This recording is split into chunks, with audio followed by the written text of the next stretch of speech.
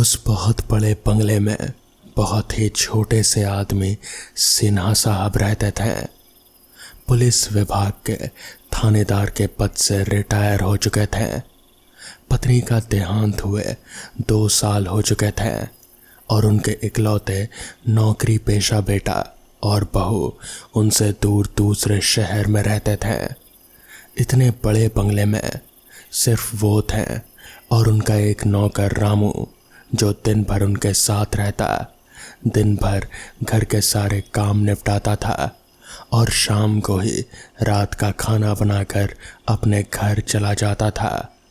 अब तक सिन्हा जी का जीवन शांति से कट रहा था, पर कुछ दिनों से वो कुछ परेशान से रहने लगे थे।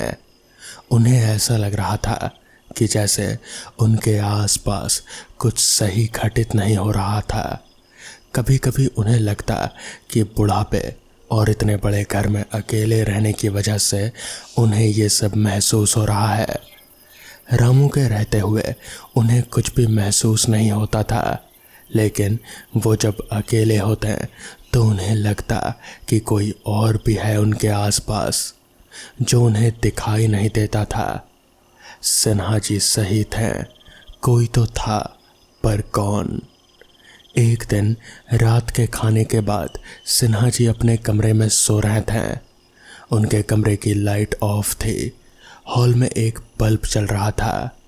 तभी उन्होंने कमरे की खिड़की से देखा तो एक डरावनी काली परछाई हॉल में बेचैन इधर से उधर घूम रहे थे। वो उसे देखने लगे। अचानक वो परछाई रुकी और खड़ी हो गई। सिन्हा जी को लगा जैसे वो उन्हें घूर रहे थे। उन्होंने झट से अपने कमरे की लाइट ऑन की। लाइट ऑन होते ही वो परछाई कहीं गायब हो गई। अब ये रोज का सिलसिला हो गया। सिन्हा जी को रोज वो परछाई हर हाल में दिखती और जैसे ही सिन्हा जी कमरे में उजाला करते वो परछाई गायब हो जाती। वो हर दिन कमज़ोर होते जा रहे थे। रामू ने उनसे पूछा भी, साहब क्या बात है? कोई बात है जो आप अंदर ही अंदर रख रहे हैं? वो बात आपको खाए जा रही है, कुछ कहते क्यों नहीं? ऐसी कोई बात नहीं है रामू, कुछ दिनों से थोड़ा अकेलापन महसूस हो रहा है। आप कहें तो 1-2 दिन रात को हम रुक जाएं? नहीं, हम ठीक हैं। तुम कितने दिन रुकोगे? फिर तो तुम्हें अकेले ही रहना पड़ेगा। रामू को बड़ी तकलीफ होती। साहब ने छोटी सी नौकरी में इतना बड़ा बंगला, ज़मीन जायदाद, रुपया पैसा जोड़ा, पर किस काम का? आज अकेले दिन काटने को मजबूर हैं। कोई हंसने वाला नहीं, सुख दुख में साथ देने वाला नहीं। बहुत ही उदास जिंदगी। उस रात सिन्हा जी हॉल के एक अंधेरे कोने में बैठे हुए थे। तभी हॉल के दूसरी ओर जिधर उजाला था, उन्हें फिर से वही परछाई बैठी हुई दिखाई दी।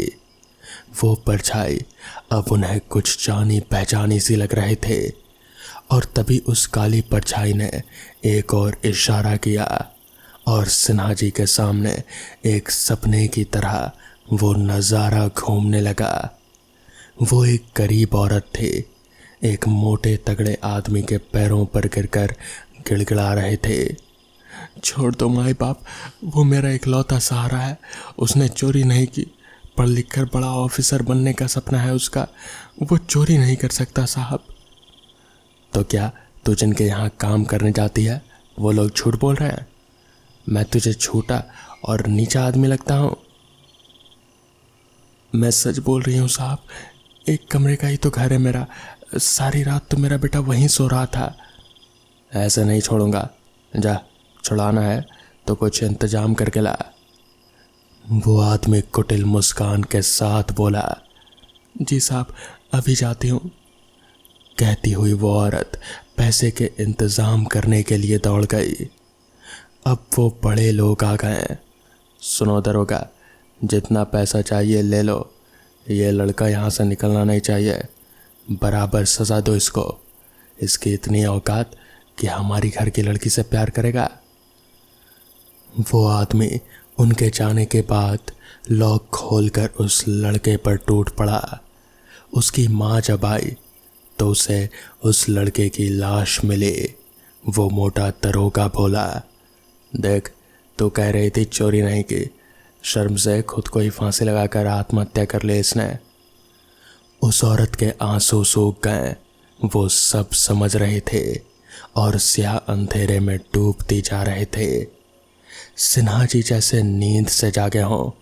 इस घटनाक्रम का वो दरोगा और उन्हें बार बार दिखने वाली वो काली परछाई में उन्हें अब समानता नजर आ रहे थे।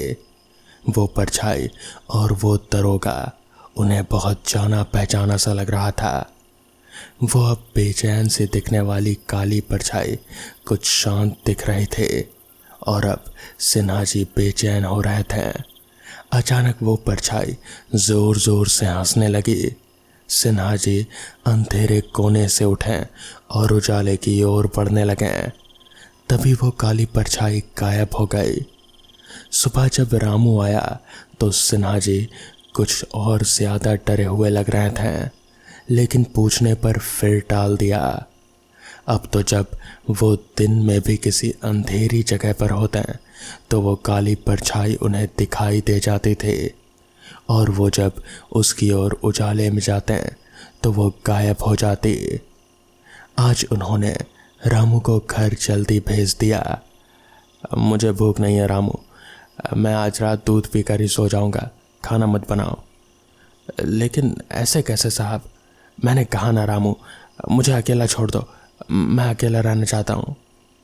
रामू को साहब के ऊपर गुस्सा नहीं बल्कि दया ही आई। वो उन्हें दया भरी नज़रों से देखता हुआ बाहर निकल गया।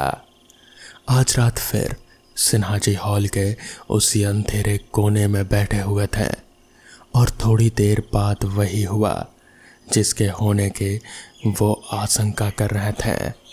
वही जानी पहचानी काली परछाई वही हॉल के दूसरी ओर उजाले में बैठे हुए थे। लेकिन आज कुछ अजीब हुआ। हॉल की दीवारों से रेंगती हुई कुछ काली परछाइयाँ हॉल में आकर खड़ी हो गए थे। वो सभी एक बहुत तीखी तेज हंसी हंस रहे थे। सिन्हा जी की हालत डर से खराब हो गई। फिर उन्होंने अपने सिर को झटका। ये वहम है उनका, परछाइयाँ भी कभी हंसती है। वो हर परछाई को ध्यान से देखने लगे और हर परछाई में उनके सामने एक नया नज़ारा उभरने लगा। रिश्वत लेकर झूठे मुकदमे दर्ज करता हुआ दरोगा और बदले में उसके कदमों में गिरकर गिड़गिड़ाते हुए माँ बाप, पैसे लेकर मामले को रफा दफा करता दरोगा, बदले में गरीब लाचार पीड़ितों की कतार नजरें आंसुओं में डूबी हुई। अब सिन्हा साहब से सहन नहीं हुआ। वो उठकर उजाले में चले गए। फिर परछाई गायब हो गई, लेकिन बाकी काली परछाइयाँ उसी तरह से खड़ी थी। वो उजाले में जब सिन्हा जी ने अपनी परछाई देखी तो वो गिर पड़े और उन्हें हिम्मत नहीं बची। किसी तरह उठते उठते वो फिर से अंधेरे में रखी कुर्सी पर जा बैठे। वो काली परछाई वापस से आ चुकी थी। तभी सिन्हा जी ने कहा, तुम लोग क्या चाहते हो? इस पर वो परछाई बोल उठे, आखिर तुमने खुद को पहचान ही लिया दरोगा। न जाने कितने लोगों ने अपने लोगों को खोया तुम्हारी वजह से। तुम्हारे पाप का घड़ा अब भर चुका है दरोगा, अब और नहीं। अगली सुबह रामू काका वापस हवेली में लौटे। उन्होंने दरवाज़ा खोला और अंदर कदम रखा तो सामने का नज़ारा देखकर वो दंग रह गए। उनके हाथ पैर थर थर कांपने लगे। सिन्हा साहब वहीं पंखे पर लटके हुए थे। उनके गले के आसपास एक मोटी रस्सी थे। उन्होंने खुद की ही जान ले ली थी। तो दोस्तों, ये थी आज की पहली कहानी। तो चलिए बढ़ते हैं आज की दूसरी कहानी की ओर। अचानक एक तेज आवाज से मेरी आंख खुली। मैंने उठकर देखा तो बगल की खिड़की खुली हुई थी और बाहर बहुत तेज हवाएं चल रही थी। ऐसा लग रहा था जैसे कोई बड़ा तूफान आने वाला हो और खिड़की हवा के कारण ही बार बार बज रही थी और शायद इसी की वजह से मेरी नींद भी टूट गई। मैंने उठकर खिड़की के पास जाकर थोड़ा सिर निकाल कर बाहर देखा तो बाहर का माहौल बहुत ही डरावना सा लग रहा था। ऐसा लग रहा था कि जैसे बहुत बड़ा तूफान आने वाला हो। पेड़ एकदम जैसे एक तरफ झुक से हो गए थे हवा के कारण और बहुत ही डरावनी सनसनाती हवाएं जैसे कमरे के अंदर भी आ रहे थे। मेरा नाम राजीव है। इस घर में बस अभी मुझे 3-4 दिन ही हुए हैं और आज ये तूफान आ गया। मुझे ये घर बड़े ही सस्ते दाम में मिल गया। पता नहीं ये 2 मंजिला इमारत इतने सस्ते दाम में कैसे मिल गया। खैर हाँ, थोड़ी सुविधाओं की कमी ज़रूर है। यहाँ से दुकान थोड़े दूरी पर है और हाईवे भी काफ़ी दूर है, मगर मेरे लिए ये थोड़ा अच्छा ही है। मेरा काम लेखक का है और लेखक को ऐसी जगहों पर शांति मिलती है और शांति में ही तो लेखक का सारा काम होता है। तो मुझे कोई परेशानी नहीं थी, इसलिए मैंने ये घर खरीद ही लिया। मेरे इस घर के आसपास और कोई घर नहीं था सिवाय पेड़ों के और झाड़ियों के। साथ ही में एक छोटा सा जंगल भी था। छोटा इसलिए क्योंकि ये जंगल एक सड़क से होकर गुजरता था और उस सड़क से सटा हुआ था, इसलिए वो जंगल ज़्यादा घना नहीं था। खैर मैं खिड़की से सिर निकाल कर अभी बाहर की हवाओं का मज़ा ले ही रहा था कि तभी मेरी नज़र वहीं पास ही में एक पेड़ के पास किसी चमकती सी चीज़ पर गई। मेरी नज़र उस चीज़ पर जैसे अटक सी गई। मुझे समझ नहीं आ रहा था। मैंने अपना सिर निकाल कर घड़ी में वक्त देखा तो पाया कि रात के 2:30 बज रहे हैं। इतनी रात गए, भला उस पेड़ के पास ऐसी कौन सी चीज़ है जो इतनी चमक रही है, वो भी इस घनघोर अंधेरे में। मुझे कुछ भी समझ नहीं आ रहा था। मैंने वापस अपना सिर बढ़ाकर नीचे झांका तो पाया कि वो कोई चीज़ तो है, मगर वो अपने आप हिल भी रही है जैसे कोई इंसान हो, मगर किसी इंसान का शरीर इतना तो नहीं चमक सकता। मुझे समझ नहीं आ रहा था। मैं और गौर से देखने लगा, तभी उस चीज़ ने वापस से अपना शरीर हिलाया। मैं समझ गया कि ये कोई इंसान ही है, मगर इतनी रात में कोई इंसान यहाँ पर क्यों ही आएगा। तभी उस चीज़ ने एकदम से अपना सिर ऊपर उठाया तो पाया कि वो एक औरत है, एक खूबसूरत औरत जो कि साड़ी पहने मेरे घर के ठीक नीचे ही खड़ी है, एक पेड़ के पास। मुझे समझ नहीं आ रहा था कि आखिर वो है कौन और यहाँ क्या कर रही है। तभी मैंने उसे आवाज़ लगाया, कुछ चाहिए आपको? मगर नीचे से कोई जवाब नहीं आया। मैंने सोचा कि एक बार नीचे जाकर देखना चाहिए कि आखिर मामला क्या है। तभी मैं अपना शर्ट पहनकर चलते चलते नीचे उतरा और फिर अपने घर से बाहर निकला तो पाया कि वो एक औरत ही है जो एक पेड़ के पास खड़ी है। उसका सिर दूसरी तरफ था, मुझे सिर्फ उसकी पीठ ही दिख रही थी। मैंने वापस से उसे आवाज़ लगाई, मगर उधर से कोई भी जवाब नहीं मिला। तो मैं चलते चलते उसके पास पहुंचा और मैंने फिर से एक बार आवाज़ दी, आपको कुछ चाहिए? तो वापस से भी कोई जवाब नहीं मिला। मुझे समझ नहीं आ रहा था कि कहीं ये कोई बहरी तो नहीं है, कोई आवाज़ क्यों नहीं दे रही। तभी मैंने उसके कंधे पर हाथ रखा और जैसे ही मैंने हाथ रखा कि ये एकदम से मेरा हाथ नीचे को सरक गया और उसके शरीर के आर पार हो गया। मुझे समझ नहीं आ रहा था कि आखिर ये हो कैसे सकता है। किसी इंसान के शरीर के आर पार किसी का हाथ कैसे निकल सकता है। तभी वो औरत एकदम से पीछे मुड़ी और उसका चेहरा देख मेरी सिट्टी बिट्टी गुल हो गई। उसकी आंखें एकदम लाल थी और चेहरे से जैसे खून टपक रहा था। उसका सर एक तरफ से पूरा फटा हुआ था। मुझे समझ नहीं आ रहा था कि ये क्या भला है। मैं ठिठक कर एकदम से नीचे गिर गया। वो औरत एकदम से मेरे करीब बढ़ने लगी। तभी मैंने ज़ोर ज़ोर से हनुमान चालीसा पढ़ना शुरू कर दिया और मेरे ऐसा करते ही वो औरत एकदम से दूर चली गई। जिसके बाद मैं भागता भागता अपने घर पहुंचा और दरवाज़ा बंद कर एकदम से अपने कमरे में जाकर बैठ गया। मुझे कुछ भी समझ नहीं आ रहा था कि अभी अभी ये हुआ क्या। अगले दिन सुबह मैंने अपने मकान मालिक से इस बारे में बात की। तब जाकर उसने बताया कि दरअसल कुछ साल पहले उस घर में एक औरत ने आत्महत्या की थी। दरअसल वो उस घर की बालकनी से नीचे कूद गई थी। इसकी वजह तो कोई नहीं जानता, पर लोग कहते हैं कि उसकी आत्मा आज भी वहीं भटकती है। उस दिन के बाद ही मैंने तुरंत ही वो घर छोड़ दिया। मैं अपने दोस्त रवि के साथ मध्य प्रदेश के टीकमगढ़ जिले में घूमने गया था। टीकमगढ़ में रवि के चाचा जी सरकारी महकमे में एक अच्छे पद पर कार्यरत थे। अंततः हम दोनों को उनके घर पर एक सुंदर सा कमरा दे दिया गया। चूंकि चाची किसी काम से अपने मायके गए थे, इसलिए हम लोगों के खाने का इंतज़ाम हरिराम नाम के एक खानसामा के हाथ से था।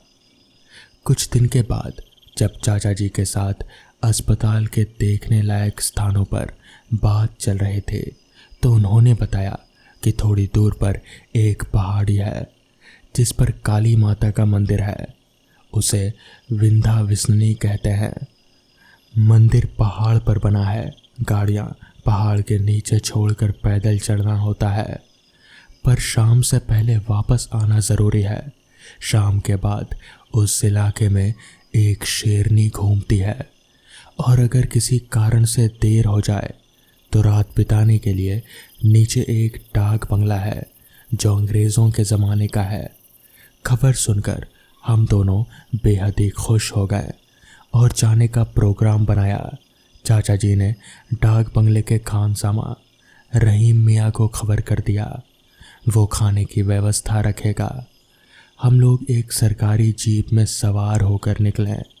रास्ते में घना जंगल और उसकी खूबसूरती, चिड़ियों की तरह तरह की सुरीली आवाज़, बीच बीच में बंदरों और हिरनों की टोलियाँ हमारे घूमने के विचारों को सार्थक कर रहे थे।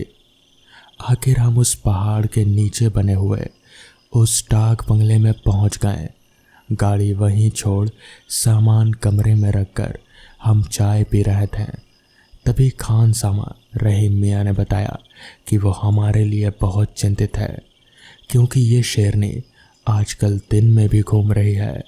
उसने पिछले कुछ दिनों में आसपास के कई इलाकों में इंसानों पर हमला भी किया है। चाचा जी ने हमें एक राइफ़ल दी थी साथ में रखने के लिए। साथ ही हमारा ड्राइवर ओमकार भी इस इलाके से काफ़ी परिचित है, क्योंकि उसका गांव ओरछा भी पास ही था। हम लोग पहाड़ी पर स्थित उस मंदिर की ओर चल पड़ते हैं। खड़ी चढ़ाई और आदत ना होने की वजह से हम लोग जल्दी ही थकने लगे थे, पर जब ऊपर पहुंच गए और वहां से चारों ओर का नज़ारा देखा तो दिल खुश हो गया। वाकई आना सार्थक हुआ।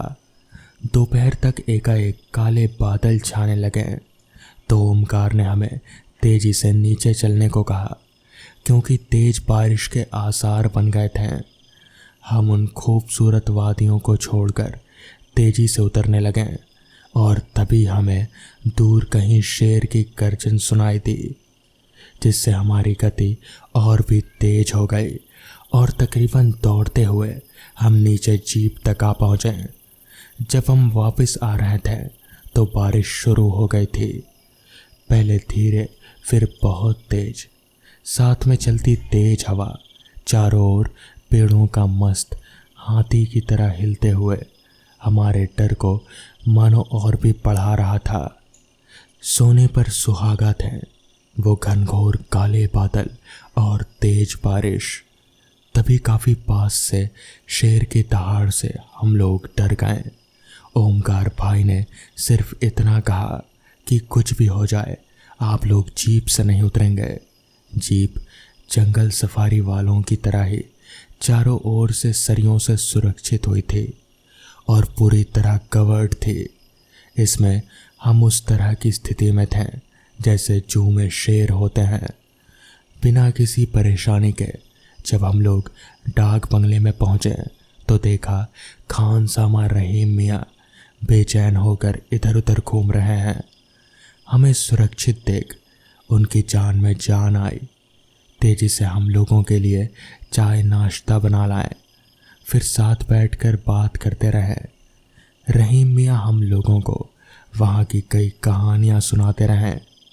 बाहर तेज बारिश, कड़कती बिजली, शेर की दहाड़, सब कुछ मिलजुल कर माहौल काफ़ी डरावना बना रहे थे। रात के खाने की मेज पर रहीम मियाँ को फिर कुछ कहानियों के लिए जोर देने पर वो कुछ विचलित हो गए और उन्होंने धीरे से कहा, रात में अगर कोई दरवाज़ा बजाए तो खोले ना।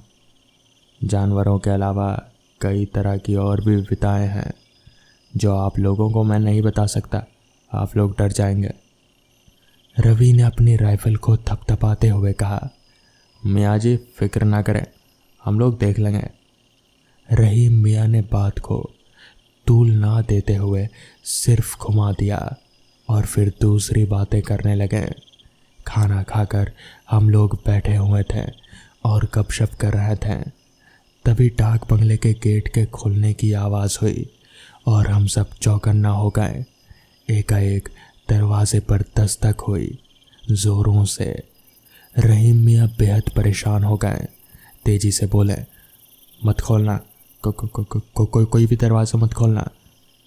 पर फिर दस्तक हुई, इस बार काफ़ी ज़ोरों से, साथ ही एक महिला का आवाज़ भी आई, मेरी जान बचाए, मेरे पीछे शेर पड़ा है, दरवाज़ा खोलें। रहीम मियाँ की बात को अनसुना कर रवि ने तेजी से दरवाज़ा खोला। सामने कीचड़ में लथपथ एक लड़की खड़ी थी जो तेजी से अंदर आई और दरवाज़ा बंद कर दिया। सब लोग उसे देख रहे थे। कपड़ों से अच्छे परिवार की दिख रही थी, पर अकेली इस जंगल में क्या कर रही थी ये अनुमान नहीं लगा पा रहे थे हम लोग। कुछ पूछते उससे पहले ही उसने कहा वो अपने रिसर्च के काम से आई थी और उसकी टीम वाले शेर के डर से गाड़ी लेकर निकल गए। वो पीछे छूट गई और शेर उसके पीछे पड़ गया। बड़ी मुश्किल से ये डाक बंगला देखकर आवाज़ दी। तभी रवि बोला, आप पास के कमरे में जाकर साफ़ हो जाइए, फिर आकर खाना खा लें और सो जाएं। सब लोग खा पी कर सो गए। रात को बारिश थोड़ी भी नहीं कम हुई, इसलिए सभी अपने कमरों की खिड़कियों को अच्छे से बंद कर कर सोए थे। सोने के थोड़ी देर के बाद ही लाइट चली गई, पर वातावरण में नमी के चलते सोने में कोई तकलीफ नहीं हो रही थी। एकाएक रवि की नींद खुल गई। देखा हमारे कमरे में एक शेर बैठा हल्के से गुर्रा रहा है। उसने तेजी से बगैर किसी तरह के सोच के बंदूक उठाकर गोली चला दी। शेर तेजी से उस लड़की के कमरे के अंदर घुसा और लड़की की एक चीख उभरी। मेरी नींद गोली की आवाज़ से खुल गई। देखा तो रवि राइफल लेकर बाहर की ओर निकल रहा था। मैं भी उसके पीछे दौड़ा। लड़की के कमरे में कोई नहीं था। ज़मीन पर खून की एक लकीर थी, मानो कदमों के निशान खून में डूबे हुए। एक खुली खिड़की तक जाते हुए अब तक सब लोग जमा हो गए थे। वहाँ गोली की आवाज़ से सभी जाग गए थे। सभी मिलकर बाहर निकल खून की धारा और इंसानी पैरों के निशान जंगल की ओर जाते साफ दिख रहे थे। पर आश्चर्य, कोई शेर के पैरों के निशान नहीं दिख रहे थे। रहीम मियाँ हम लोगों को तकरीबन खींचते हुए अंदर ले आए। दरवाजे और खिड़की को बंद किया। ज़मीन पर बैठकर अपने हाथ ऊपर उठा अल्लाह का शुक्रिया अदा किया कि मुसीबत टल गई। रवि सिर झुकाकर बैठा था कि वो उस लड़की को नहीं बचा पाया। ये सुनते ही रहीम मियाँ बोले, भैया आपको अभी तक समझ नहीं आया क्या? सभी चौंक कर उनकी ओर देखने लगे। वो बोले, घर चारों ओर से बंद था, फिर शेर अंदर आया कहाँ से? गोली लगने के बाद अगर लड़की को उठा कर लेकर गया तो वो इंसानों के पैरों के निशान ही सिर्फ क्यों बने? चलिए, अगर लड़की के पैरों के निशान बने भी किसी तरह से, तो शेर जो उसको उठा कर ले गया उसके पैरों के निशान कहाँ है? ना ही कमरे में, ना ही गीली ज़मीन पर। यही वजह था कि मैं आप लोगों को दरवाज़ा खोलने के लिए मना कर रहा था। रवि और मैं, हम दोनों इस सोच में डूब गए कि आखिर वो थी कौन। तो दोस्तों, ये थी आज की पहली कहानी। तो चलिए बढ़ते हैं आज की दूसरी कहानी की ओर।